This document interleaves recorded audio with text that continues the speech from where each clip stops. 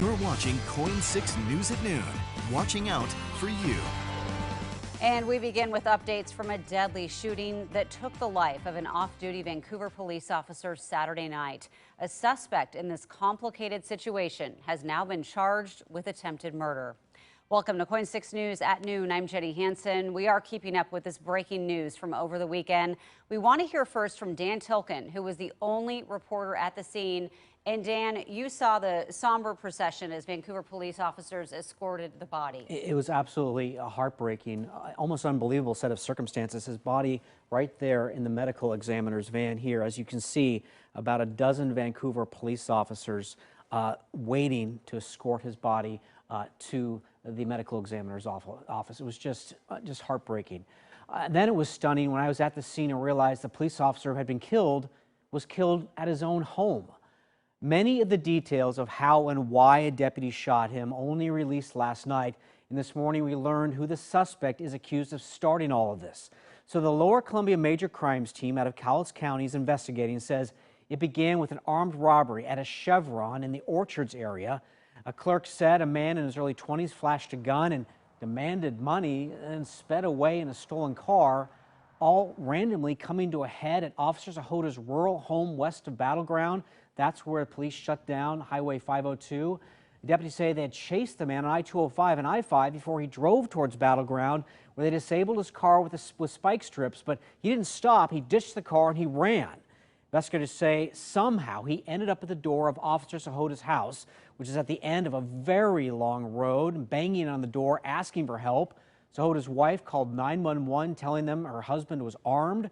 Sahoda went to detain the suspect, but the man fought back, stabbing and disarming Sahoda. Sahoda was able to get his gun back and ran after the suspect, who was headed towards Sahoda's house, where his wife was on the phone with 911.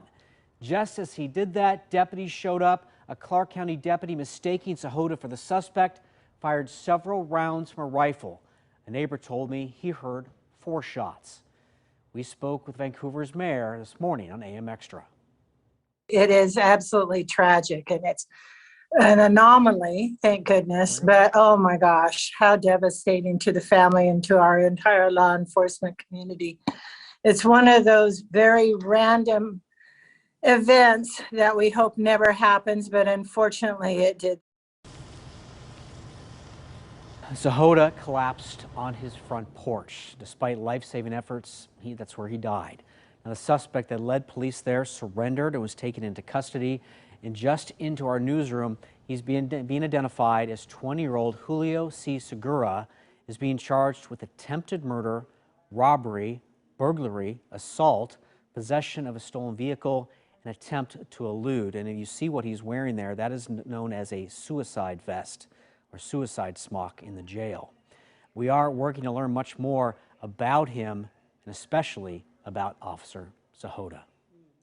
It all seems so tragic, and like the mayor said, so random. I know you spent much of yesterday out in the officer's neighborhood. What was the mood like out there as you were talking with neighbors? Well, it was very strange. I went out there being told by a source that he died in a car crash. And then I got more information that it was an officer-on-officer shooting, and I thought the officers were all there trying to detain somebody. And then I talked to the neighbor, and I was describing what happened to the neighbor, and their eyes got as big as saucers.